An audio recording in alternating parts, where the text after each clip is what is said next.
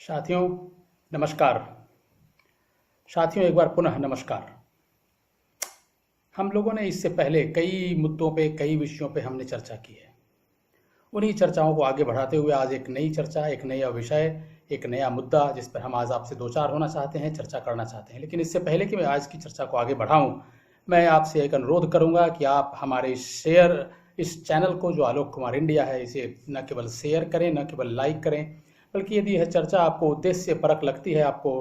Purposeful लगती है, आपको लगता है कि जिन मुद्दों पे हम चर्चा करते हैं वो आपको सारगर्भित और उद्देश्य परक लगती है, तो इसे आप सब्सक्राइब भी करें। इससे क्या होगा कि हम आप और भी कई विषयों पर, ऐसे महत्वपूर्ण विषयों पर आपसे चर्चा करने के लिए मोटिवेटेड रहेंगे, प्रेरणास्पद रहेंगे, जिसके माध्यम से हम आपके पास नई नई जानकारियों को भी उपलब्ध कराएंगे और नई नई चर्चाओं के नए नए बिंदुओं पे भी आपको हम दो चार करेंगे। आपके सम्मुख इस प्रकार की चर्चाओं को करने का सिर्फ और सिर्फ एक मकसद अगर है, एक उद्देश्य केवल यह है कि हम कैसे इन व्यवस्थाओं से और इन चर्चाओं से अपने आप को एक संपूर्ण समग्र लाभ दिला सकें।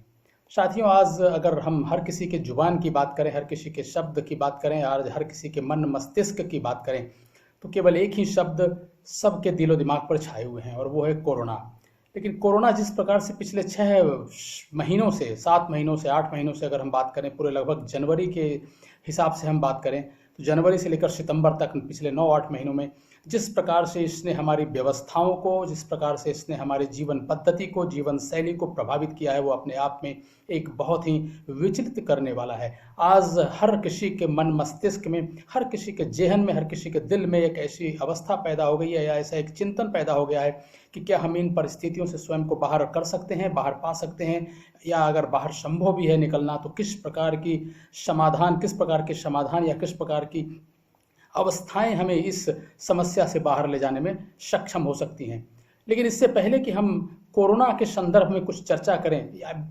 वस्तुतः यदि हम आज बात करें तो आज हमारी चर्चा कोरोना पे उतनी नहीं है जितनी कि हम अन्य मुद्दों पे चर्चा करेंगे। लेकिन कोरोना के साथ साथ हम कोशिश करेंगे कि हमारी जो परिस्थितियां हैं आज, एक मनुष्य के रूप में, एक व्यक्ति के रूप में, एक परिवार के रूप में, एक समाज के रूप में, एक देश के रूप में, किस प्रकार से हम किन अवस्था में स्वयं को देखते हैं या पाते हैं। हम लोगों ने पिछले 70 से लेकर 73 वर्षों में, आज़ादी के बाद से, जब 1947 में भारत आज़ाद हुआ, उस समय से लेकर के आज तक 2020 तक में हम लोगों ने अपने लिए कैसी व्यवस्था पैदा की, जिस प्रकार की व्यवस्था पैदा करने की कोशिश की, क्या हम उस व्यवस्था को बनाने में, लागू करने में कामयाब हो सके हैं या नहीं हो सके हैं। आज इन्हीं विषयों पर हम चर्चा करने की कोशिश करेंगे और इन्हीं चर्चाओं के संदर्भ में आज हम इस पर भी चर्चा करेंगे कि हमारे देश की व्यवस्था, हमारे देश का समाज और हमारे देश की अर्थव्यवस्था आज किन परिस्थितियों में है और किन परिस्थितियों से गुजर रही है। ऐसा क्यों महसूस होता है कि पिछले 73 वर्षों में, आज़ादी के बाद से लेकर आज तक में, भारत की व्यवस्था या प्रणाली, भारत की संवेदनशीलता, भारत का समाज या भारत की अर्थव्यवस्था आज ऐसा क्यों महसूस होता है जैसे लगता है लगभग ढह चुकी है, या लगभग एक ऐसे ऐसे ऐसे बिल्डिंग या ऐसे एक भवन के रूप में है जो लगभग जर्जर है, या कभी भी गिर सकती है, या कभी भी बिल्कुल बर्बाद हो सकती है। ऐसा क्यों महसूस होता है कि आज हम अपने आप को, अपनी व्यवस्था को, अपने समाज को, अपने जीवन शैली को, ऐसा क्यों महसूस होता है कि झकझोरना आज अति आवश्यक है। ऐसा क्यों महसूस होता है कि हम एक ऐसी अवस्था में हैं या एक ऐसे मुकाम पे पहुंच चुके हैं जहां पर जीर्णोद्धार अति आवश्यक है। न केवल अति आवश्यक है बल्कि तुरंत और त्वरित होना चाहिए। 140 करोड़ की जनसंख्या वाला यह देश एक एक मिनट, एक एक सेकंड के नुकसान को भी झेलने की हालत में नहीं है। जिस प्रकार से हमारे समाज का संगठन है, जिस प्रकार से हमारे समाज का स्ट्रक्चर है,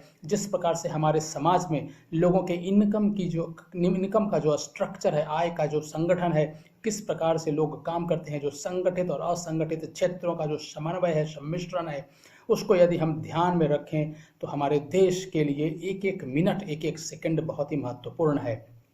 हम एक मिनट का भी नुकसान बर्बाद करने के लिए, या एक मिनट का भी नुकसान, एक सेकंड का भी नुकसान झेलने के लिए स्वयं को सक्षम नहीं पाते हैं, क्योंकि 140 करोड़ की जनसंख्या वाला देश एक अपने आप में ऐसे दबाव और ऐसे तनाव से गुजर रहा है, चाहे जिस किसी कारण से भी हो, एक ऐसे दबाव, एक ऐसे तनाव से गुजर रहा है जिससे कि दो चार होना और अधिक समय तक यदि हुआ गया तो यह एक बहुत ही विनाशकारी स्थिति या विनाशकारी तस्वीर को प्रस्तुत करेगा, जिसमें हर व्यक्ति के लिए, हर परिवार के लिए ऐसी विषमकारी परिस्थितियां उत्पन्न हो सकती हैं जो बहुत ही रिस्की होंगी, बहुत ही खतरे से भरी हुई होंगी। यदि आज हम बात करें, जैसा कि हमने पहले भी शुरुआत में ही कहा आपको, कोरोना के संदर्भ में आज बात करें तो दो शब्द हमारे बोलचाल की भाषा में आज के समय में बहुत ही प्रचलित हैं। एक है कोमोर्बिडिटी और दूसरा है मल्टीपल ऑर्गन फेलियर। कोरोना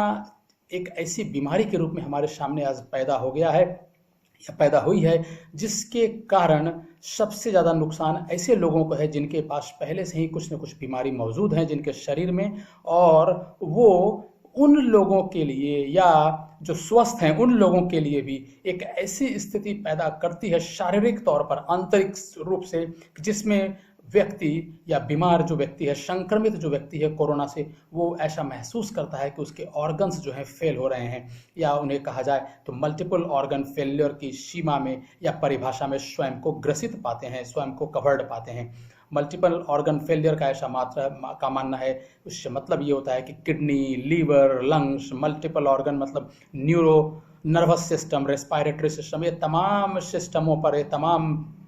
व्यवस्थाओं पर कोरोना इस प्रकार से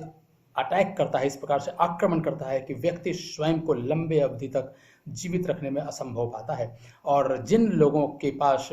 कुछ न कुछ बीमारी पहले से मौजूद है, यदि हम उसकी बात करें तो कोमोर्बिडिटी की बात करें, तो उनके लिए कोरोना को अटैक करना और भी लगभग संभव या आसान हो जाता है। मेडिकल या चिकित्सकीय बोलचाल में दो बेहद डरावने और जानलेवा शब्द हैं, वो है कोमोर्बिडिटी और मल्टीपल ऑर्गन्स फेलियर। कोविड-19 समय में, कोरोना के समय में ये शब्द और भी घातक हो गए हैं। केवल उस स्थिति या परिदृश्य को यदि हम देखें जिसमें आज भारत है, तो हम पाते हैं कि दोनों में से क्या अच्छा है। आज हम जिस रूप में भारत को देख रहे हैं, या भारत के समाज को या अर्थव्यवस्था को पा रहे हैं, व्यवस्था को पा रहे हैं, प्रणाली को पा रहे हैं, भारत की शासन प्रणाली को पा रहे हैं, उसमें हम यह तय नहीं कर पा रहे हैं कि अच्छा क्या है। क्या कोमोर्बिडिटी अच्छी है या मल्टीपल ऑर्गन्स फेलियर अच्छा है? दोनों में से किस में कम नुकसान होगा, कोमोर्बिडिटी या मल्टीपल ऑर्गन फेलियर? क्या भारत कोमोर्बिडिटी और मल्टीपल ऑर्गन फेलियर दोनों से पीड़ित है या दोनों से अपने आप को बचा रखने की स्थिति में है?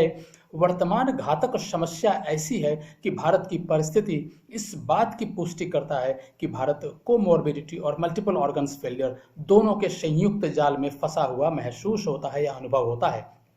जिस प्रकार से भारत की शासन व्यवस्था या प्रणाली है, जिस प्रकार से भारत का समाज आज निर्मित हो गया है, जिस अवस्था में पहुंच गया है, और जिस प्रकार की अवस्था में, परिस्थिति में भारत की अर्थव्यवस्था है, इसको देखते हुए ऐसा लगता है कि कोरोना से संबंधित जो दो शब्द महत्वपूर्ण आज हो गए हैं, एक है कोमोर्बिडिटी और मल्टीपल ऑर्गन्स फेलियर, शायद भारत आज इन दोनों से ग्रसित है या ग्रस्त है। जिस तरह एक मानव शरीर में बीपी, डायबिटीज, मानसिक अस्थिरता आदि जैसे बाह्य कोमोर्बिडिटी, एक्सटर्नल कोमोर्बिडिटी, और किडनी, लीवर, पेट, हृदय, फेफड़े, तंत्रिका तंत्र, शासन प्रणाली, श्वसन प्रणाली जैसे आंतरिक multiple organs failure, internal multiple organs failure की स्थिति झेलता है आज का भारत भी। आत्मघाती शासन व्यवस्था या प्रणाली, सामाजिक, राजनीतिक, आर्थिक और मीडिया जैसी विफलताओं से घातक रूप से पीड़ित है।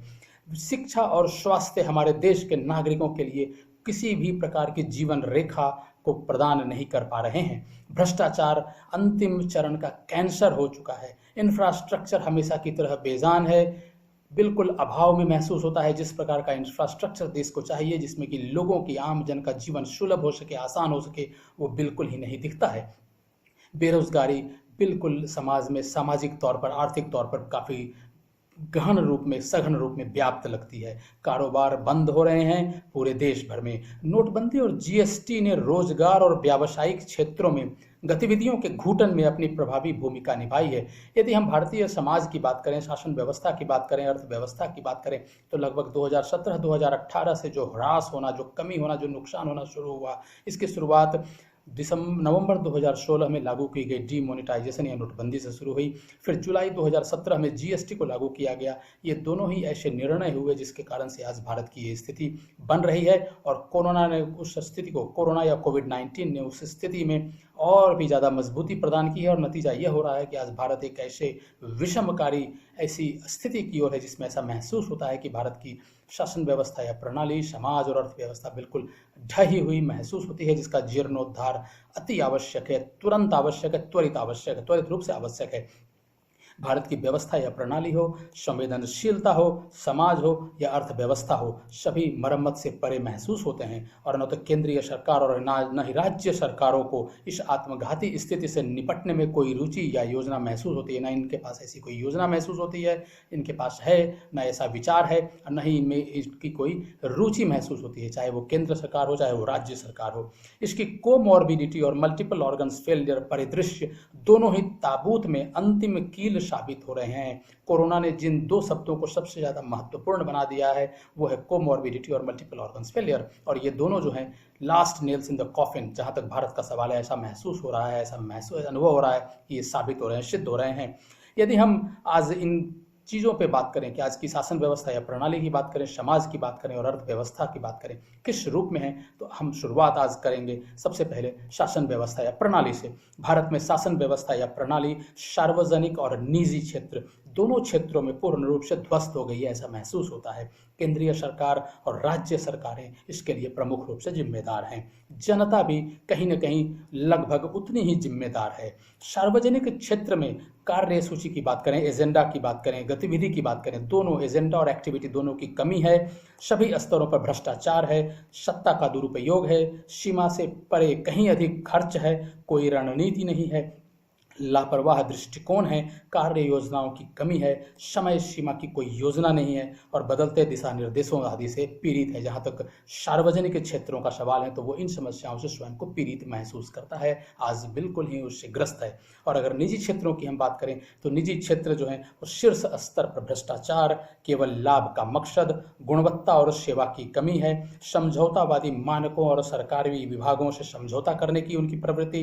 प्रदूषणकारी दृष्टिकोण है, बदलती वफादारी है और संसाधनों को किसी भी हद तक निचोड़ना और सार्वजनिक शोषण, इन समस्याओं से पीड़ित है। जहाँ तक निजी क्षेत्र की बात है तो इन समस्याओं से स्वयं को ग्रसित पाता है। सार्वजनिक और निजी दोनों क्षेत्र एक साथ मिलकर मानवीय और प्राकृतिक पूंजी और संपत्ति जैसे राष्ट्रीय संसाधनों का शोषण करने में स्वयं को निर्लिप्त पाते हैं, व्यस्त पाते हैं। दोनों मिलकर जो भी है, नेचुरल हो या मैन मेड हो, मैनुअल हो, जितने भी रिसोर्सेस, जहाँ तक देश के नेशनल रिसोर्सेस का सवाल है तो पब्लिक सेक्टर और प्राइवेट सेक्टर दोनों, इन दोनों को निचोड़ने में स्वयं को व्यस्त पाते हैं। विधायिका, कार्यपालिका और न्यायपालिका सभी अपने मूल मंत्र और फोकस क्षेत्रों से, मूल क्षेत्रों से और फोकस क्षेत्रों से परे होकर तड़क भड़क वाले मुद्दों, चीज़ों और ऐसे विषयों से स्वयं को, गैर मुद्दों जैसे विषयों पर स्वयं को अधिक ध्यान केंद्रित करके एनपीए बन रहे हैं। जहाँ तक अगर हम बात करें तो जहाँ तक विधायिका की बात करें, कार्यपालिका की बात करें, न्यायपालिका की बात करें, तो ये तीनों जो हैं अपने फोकस एरियाज़ पे, अपने कोर एरियाज़ पे, जिनको पूरा करने का या जिनको लागू करने का या जिन पर ध्यान रखने का इनका अपना मूल मंत्र होना चाहिए, इनका फोकस होना चाहिए, उन सबसे इतर होकर, भिन्न होकर, अन्य होकर, परे होकर ऐसे मुद्दों पर ध्यान दे रहे हैं जो बिल्कुल ही मुद्दे नहीं है, या तो गैर मुद्दे हैं या तर्क भड़क वाले मुद्दे हैं, या चीज़ें हैं जिनसे समाज को लेना देना नहीं है, अर्थव्यवस्था को लेना देना नहीं है, न भारत की शासन व्यवस्था या प्रणाली को लेना देना है, या फिर जो नुकसान करने के लिए ज़्यादा जिम्मेवार हैं उन्हीं तत्वों को ये बढ़ावा दे रहे हैं। केंद्र या राज्य सरकार के किसी भी विभाग में कार्य करवाना आज काफ़ी कठिन है। विभाग के अधिकारियों और कर्मचारियों को खुश किए बिना यह लगभग असंभव प्रतीत होता है। सिस्टम के सुचारू संचालन को सुनिश्चित बनाने के लिए या करने के लिए जिम्मेदार जो हितधारक हैं, जो स्टेक होल्डर्स हैं, जो रिस्पॉन्सिबल स्टेक होल्डर्स हैं, अब देश भर से भ्रष्टाचार नेटवर्क के शिकार हैं। इन सब लोगों ने सब शुरू में जब करप्शन का जो नेटवर्क बनना चालू हुआ उसमें कहीं ना कहीं इनकी भूमिका रही, और आज जो रिस्पॉन्सिबल स्टेक होल्डर्स हैं, जो ये तीनों तंत्र हैं जिनको लागू करना चाहिए भारत के, अपने देश के विकासोन्मुख व्यवस्थाओं को बढ़ाने में या योजनाओं को लागू करने में, कहीं ना कहीं वो ऐसे भ्रष्टाचार नेटवर्क से पीड़ित है, त्रस्त है, और यही ये स्टेक होल्डर्स, यही हितधारक उसमें स्वयं को असहाय महसूस कर रहे हैं। लाइफलाइन सेक्टर्स हैं जैसे कृषि, विनिर्माण, सेवाएं, वित्त, निर्माण, संचार, परिवहन, बुनियादी ढांचा आदि सभी सिस्टम के दुरुपयोग और इसके नकारात्मक प्रभावों के कारण लगभग मर चुके हैं। जिनकी भी कोर एरियाज हैं, कोर सेक्टर्स है, जिस प्रदेश की अर्थव्यवस्था टिकी हुई है, जिस प्रदेश का समाज टिका हुआ है, जिस प्रदेश की शासन व्यवस्था है, प्रणाली टिकी है, वो कहीं ना कहीं ऐसा महसूस होते हैं कि डेथ बेड पे हैं, मृत्यु शैया पर हैं। बुनियादी सुविधाएं जैसे कपड़े, भोजन, पानी, सड़क, बिजली, आवास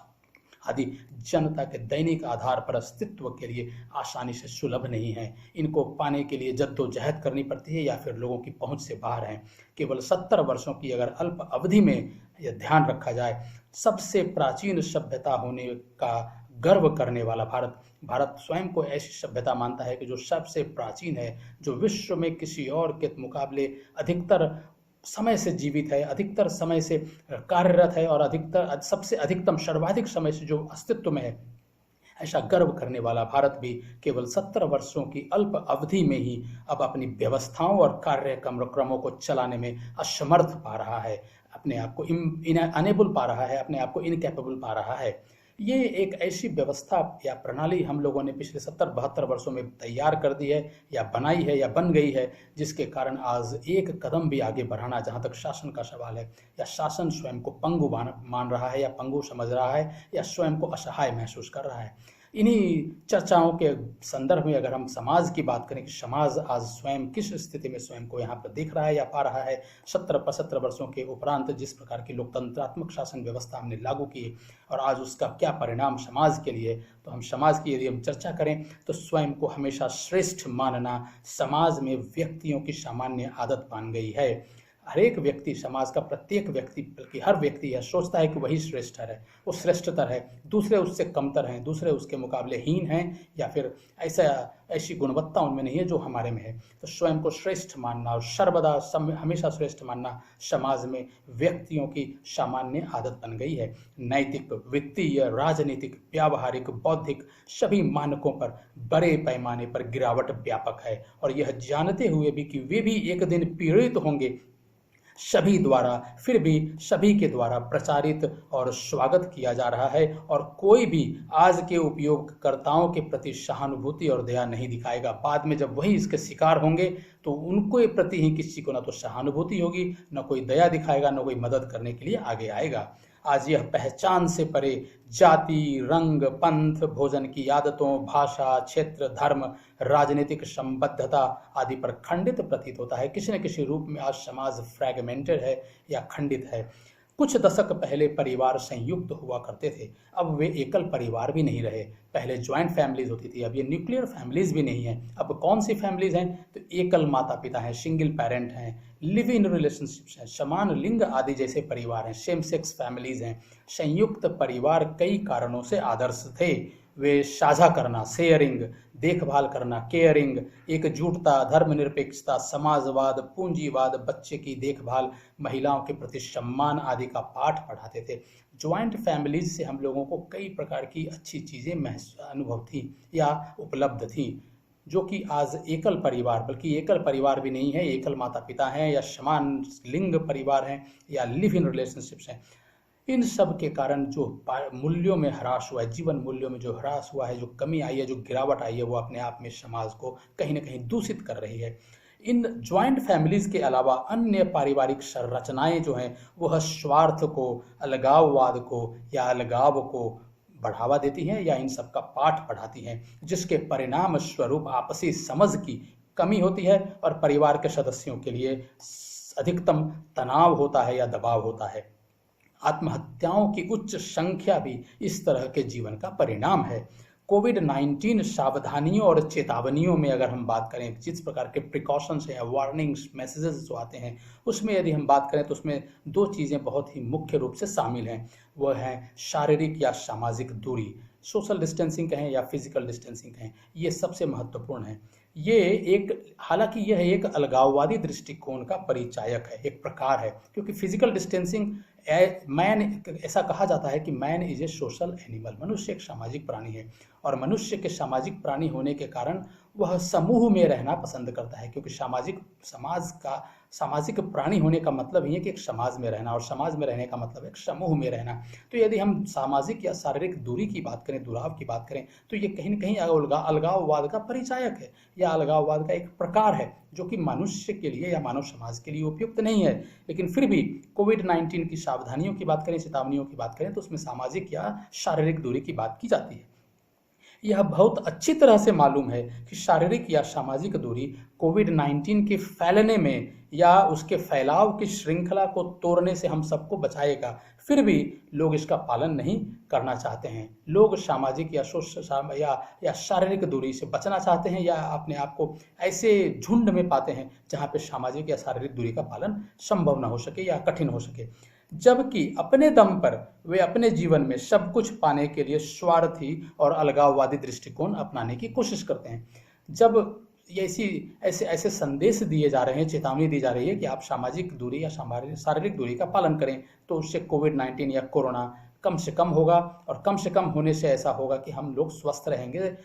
और एक हेल एंड हार्टी रहेंगे, समाज भी स्वस्थ रहेगा। लेकिन इन सब को नहीं मानने की परंपरा या आदत हमारे अंदर है, और अपने अगर किसी भी उद्देश्य को पाना हो, किसी भी, चाहे वो सही या गलत तरीके से पाना हो, तो उसमें ये सेल्फिश यानी अलगाववाद की व्यवस्थाओं को या अलगाववाद के विचार को भी लाने में तनिक भी कंजूसी नहीं करेंगे, और स्वार्थी होकर भी या अलगाववादी होकर भी कहीं न कहीं उस उद्देश्य को पाने की पूरी कोशिश करेंगे। फेक न्यूज़ और मीडिया केंद्रीय सरकार के एजेंडे को आगे बढ़ाते हुए समाज के लिए लूट का खेल खेल रहे हैं। केंद्र सरकार भी आज ऐसा महसूस होता है कि कोरोना के दृष्टिकोण से कहें, या नोटबंदी और जीएसटी के कारण आज देश की जो अर्थव्यवस्था हो गई है, इसके कारण केंद्र सरकार की माली हालत, आर्थिक हालत ऐसी हो गई है कि वो आज इस अवस्था में भी नहीं है कि वो कोरोना का मुकाबला कर सके या जनता के लिए ऐसी व्यवस्थाएं कर सके जिससे कि जनता इस बीमारी से लड़ सके। 2 या 4 मास्क देने की भी हालत, आर्थिक हालत केंद्र सरकार की नहीं है। फेक न्यूज़, जबकि वही केंद्र सरकार फेक न्यूज़ और मीडिया को अपने नियंत्रण में रख करके फेक न्यूज़ को भी बढ़ावा दे रही है, और मीडिया को भी एक ऐसे नियंत्रण में रख रही है कि जिसमें केंद्र सरकार अपने एजेंडे को आगे बढ़ाते हुए समाज के लिए शायद लूट का खेल खेल रहे हैं। वे देश के हितों के खिलाफ भी काम करते दिखाई देते हैं। जहां तक फेक न्यूज़ का सवाल है और मीडिया का सवाल है, कहीं न कहीं शायद देश के हितों से भी वो समझौता कर रहे हैं या खिलवाड़ कर रहे हैं। व्यक्तियों के संभाषण में अगर हम स्पीच की बात करें और व्यवहार में यानी बिहेवियर में बात करें, तो दोहरापन जो है, हालांकि ये एक आत्मघाती है, लेकिन काफ़ी अधिक दिखाई देता है। आज के समाज में अगर हम देखें तो संभाषण और व्यवहार में दोहरापन बहुत ही स्पष्ट प्रतिलक्षित होता है, स्पष्ट रूप से दिखाई देता है। राजनीति ने देश के सामाजिक ताने बाने को लगभग बहुत बुरे तरीके से, बल्कि पूर्ण रूपेण ऐसी हालत में पहुंचा दिया है या बिगाड़ दिया है जहां पे सामाजिक ताना बाना आज परिवार में ही अगर हम देखें, बात करें तो व्यक्ति व्यक्ति से अपने आप को स्पष्ट रूप से या ऐसे रूप में बात करने में स्वयं को असमर्थ पाता है जिसमें कि वो अपने दिल की बात, अपने मन की बात एक दूसरे से कर सके। यदि हम इन दोनों चर्चाओं को आगे बढ़ाएं और शासन व्यवस्था और प्रणाली की चर्चा के बाद और समाज के ऊपर की चर्चा के बाद अगर हम बात करें अर्थव्यवस्था के रूप में कि अर्थव्यवस्था भी किस हालत में आज है या किस अवस्था में है, तो यह देखते हैं कि अर्थव्यवस्था आज लगभग मित प्राय है, स्टैंड स्टिल है, बिल्कुल ठहर गई है, रुक गई है, पूर्ण विराम की हालत में है, सुस्त है। अपने पिछले YouTube अपलोड्स में मैंने खराब अर्थव्यवस्था के कारणों को बहुत ही स्पष्ट तरीके से प्रस्तुत किया है, बताया है। ऐसा महसूस होता है कि आज अर्थव्यवस्था भारत की अगर हम बात करें तो मृत्यु शैया पर है। विश्व की सभी अर्थव्यवस्थाएं कोरोना से कहीं न कहीं ग्रसित हैं, लेकिन चूंकि भारत की अर्थव्यवस्था पिछले 2-3 वर्षों से नीचे की ओर थी, गिरावट की ओर थी, वृद्धि की बजाय उन्नति की बजाय अवनति की ओर जा रही थी। वृद्धि जीडीपी की जो ग्रोथ रेट है वो लगभग घटते 8 और 9% से घटते पिछले वित्तीय वर्ष की अंतिम तिमाही में 3% पर आ गया। ऐसी अवस्था में कोरोना ने जो है लगभग भारत की अर्थव्यवस्था को मृतप्राय कर दिया है, और यदि कह सकें तो शायद आज भारत की अर्थव्यवस्था मृत्युशैया पर है। वेंटिलेटर और आईसीयू तंत्र भी इसे जीवन में नहीं रख पा रहे हैं या जीवन नहीं दे पा रहे हैं। जिस तरह इसे केंद्रीय सरकार नियंत्रित कर रही है, ऐसा महसूस होता है कि वेंटिलेटर और आईसीयू दोनों इसके लिए अपर्याप्त हैं। सेंट्रल गवर्नमेंट या केंद्रीय सरकार पूरी तरह से क्लूलेस है, उसको समझ में नहीं आ रहा है, विचार शून्य है, और बाहर निकलने के तरीके का भी इसको कोई तनिक भी न तो आभास है, न ही उसे ज्ञान है, न वो जानती है। कई मापदंडों पर भारतीय अर्थव्यवस्था पिछले 5-6 दशकों की नकारात्मक उपलब्धियों को दर्ज कर रही है, चाहे वह जीडीपी ग्रोथ हो, एनपीए हो, बेरोजगारी हो, टैक्स कलेक्शन हो, कंज्यूमर डिमांड हो, फिस्कल डेफिसिट हो, इन्वेस्टमेंट्स हो, अमेरिकी डॉलर और भारतीय रुपये की अगर कन्वर्सन रेट की बात की जाए, गरीबी हो, अशिक्षा हो, स्वास्थ्य सेवाएं हो, कई मानकों पर भारत की अर्थव्यवस्था पिछले 5-6 दशकों में अपने निम्नतम स्तर पर है या श्रेणी में है। वर्तमान में कुछ भी ऐसा महसूस होता है कि वर्तमान में कुछ भी सकारात्मक नहीं दिखाई पड़ रहा है या नहीं दिखता है। भारतीय अर्थव्यवस्था 2008 की बात करें, शुरुआत से जब लेहमन क्राइसिस हुआ था अमेरिका में, जिसे हाउसिंग क्राइसिस का नाम दिया गया, उस लेहमन संकट से शायद पूरी तरह से ठीक नहीं हो सकी, जिसके परिणाम स्वरूप 2011-12 से एनपीए लगातार बढ़ रहा है और आज ऐसी हालत में है कि आज एनपीए जो है 9-10% के आधार पूरे जितने भी एडवांसेस हैं, जितने भी लोन्स हैं, उनका करीब 10 से 15% की श्रेणी में है, के ग्रेड में है। 2014 से लेकर अब तक जिस प्रकार से कच्चे तेल की कीमतें विश्व में अनुकूल हैं, काफ़ी कम हैं, इसका भी लाभ आम आदमी को भारत में नहीं मिल रहा है। ये न तो कच्चे तेल की जो कम कीमतें हैं, इसने भारत में आम आदमी के जीवन को आसान भी नहीं बनाया, क्योंकि केंद्रीय सरकार इसके ऊपर इतने सारे टैक्स लगा रही है कि वो भी एक ऐसी रूप में या इस दर पे मिल रही है, ऐसे प्राइस पे मिल रही है, ऐसे रेट पे मिल रही है जो बहुत ही आम आदमी के लिए बहुत ही कष्टकारी है। विचार शून्य नोटबंदी अगर हम बात करें, आइडियालेस या माइंडलेस डिमोनेटाइजेशन की बात करें, और जल्दबाजी में लागू की गई जीएसटी की बात करें, तो इन दोनों का जो संयुक्त विनाशकारी प्रभाव है, इसके कारण पहले से ही मृत सैया पर पड़ी हुई अर्थव्यवस्था आज कोरोना के कारण अपने लिए, समाज के लिए और देश के लिए कहर की कहानियां लिख रहे हैं। कोरोना और संबंधित लॉकडाउन ने विनाशकारी ताकतों को या कहर की कहानियों को और ही मजबूत कर दिया है, जिसका परिणाम हम समाज में देख रहे हैं कि आज बेरोजगारी बिल्कुल एक ऐसे मुकाम पर है या ऐसी अवस्था में है जहां से कि निकलना लोगों के लिए, युवाओं के लिए या यहाँ के परिवार, अपने देश के परिवारों के लिए एक अंधकार में भविष्य का परिदृश्य प्रस्तुत कर रहा है। परसों ही 2-3 दिन पहले ही यहाँ तक कि भारत के प्रधानमंत्री का जन्मदिन भी जब मनाया गया, तो नेशनल अनएम्प्लॉयमेंट डे, ट्विटर पर अगर हम बात करें तो नेशनल अनएम्प्लॉयमेंट डे और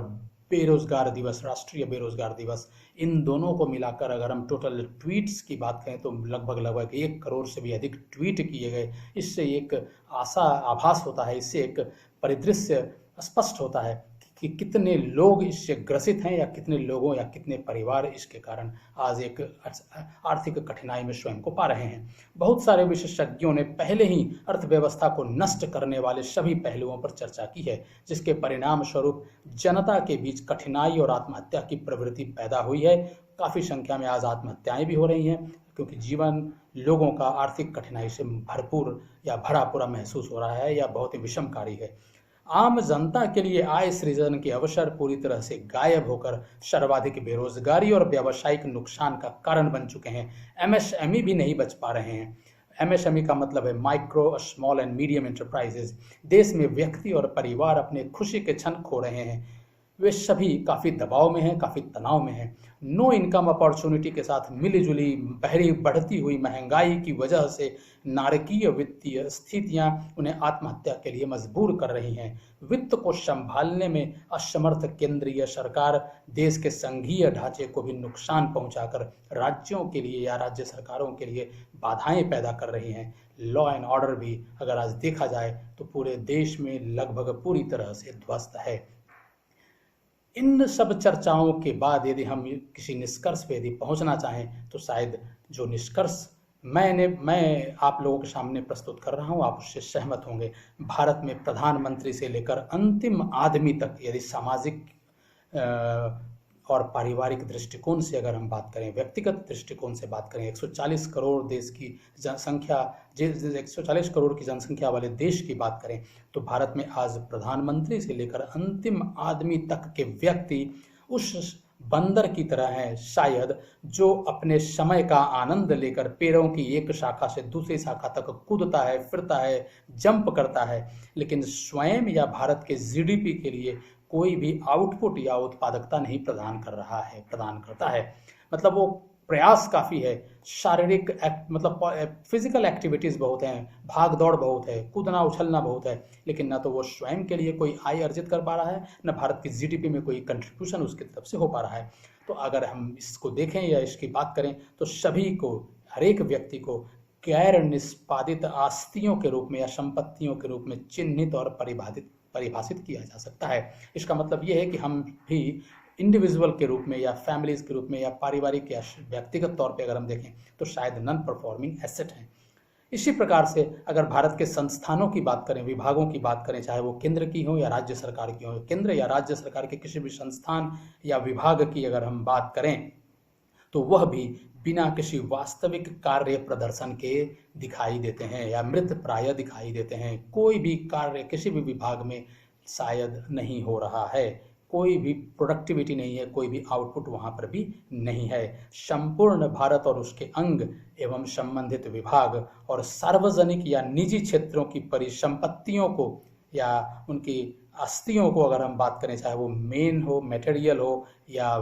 मेन मटेरियल या फिर एसेट्स हो, कुछ भी हो, संपत्ति हो, पुरुष हो, मतलब महिला या पुरुष हैं, जो ह्यूमन कैपिटल जिसे कहते हैं, मेन मटेरियल कैपिटल है जिसमें सारी चीज़ें आती हैं, मशीनरीज आती हैं, और संपत्ति हैं जो रिसोर्सेस हैं, जो संसाधन है भारत की, प्राकृतिक हैं या फिर मानवीय है, जितने भी प्रकार के संसाधन हैं, वो भी शायद उन सभी लोगों को भी हम गैर निष्पादित परिसंपत्तियों के रूप में मान सकते हैं या कह सकते हैं। यानी वो भी भारत के भी सारे विभाग, संस्थान, रिसोर्सेस, मेन मटेरियल जो भी हैं, उन सब को भी हम नॉन परफॉर्मिंग एसेट्स की संज्ञा दे सकते हैं।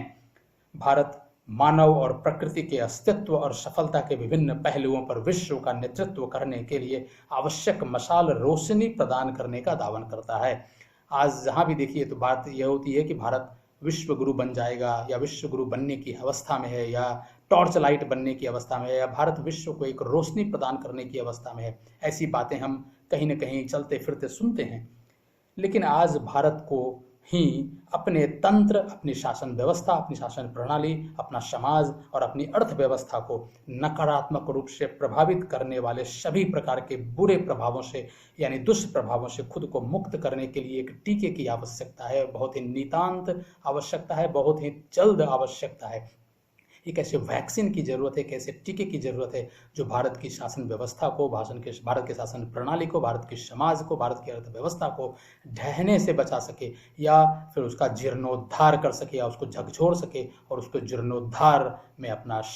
बहुमूल्य योगदान दे सके। इस प्रकार के एक टीके की आवश्यकता है। जब तक कोई समाधान नहीं निकलता है तब तक भारत अपने स्वार्थी, अभिमानी और अवसरवादी प्रधानमंत्री और उनकी पार्टी की बदौलत बुरी तरह पीड़ित रहेगा। जिस प्रकार की शासन व्यवस्था बनाई गई है या जिस प्रकार की जो शासन व्यवस्था यहाँ दिख रही है, उससे तो ऐसा महसूस होता है कि भारत, यदि जल्द ही कोई ऐसा विकल्प या इस समाधान को नहीं तलाशा गया तो शायद भारत के लिए आने वाला समय या आने वाला काल या अगर बात करें भविष्य तो दुर्दिन होंगे, बहुत ही बुरी होंगी और बहुत ही विषमकारी होंगी। उम्मीद है कि हम उन अवस्थाओं को न देखकर एक सकारात्मक भविष्य का स्वयं के लिए और आने वाली पीढ़ियों के लिए निर्माण कर सकें। इन व्यवस्थाओं को हम बना सकें, ऐसे समाज को बना सकें और ऐसी अर्थव्यवस्था का निर्माण कर सकें जो हम सब के लिए सकारात्मक हो और भविष्य के लिए बहुत ही आशाजनक हो, आशान्वित करने वाली हो। साथियों, आज की चर्चा को हम यहीं पर विराम देते हैं और फिर से एक बार आपको अनुरोध करेंगे कि आज की इस चर्चा को, इस अपलोड को न केवल आप लाइक करें, न केवल शेयर करें, बल्कि हमारे चैनल को आलोक कुमार इंडिया को सब्सक्राइब भी करें, ताकि जो भी चर्चा हम करते हैं उसको आप अन्य लोगों तक भी पहुँचा सकें, स्वयं के साथ साथ अन्य लोगों को भी देखने का मौका मिल सके। आप सभी लोगों को पुनः धन्यवाद देते हुए, भविष्य की शुभकामनाओं के साथ साथ आप सबको पुनः एक बार धन्यवाद। All the best friends, thank you, धन्यवाद।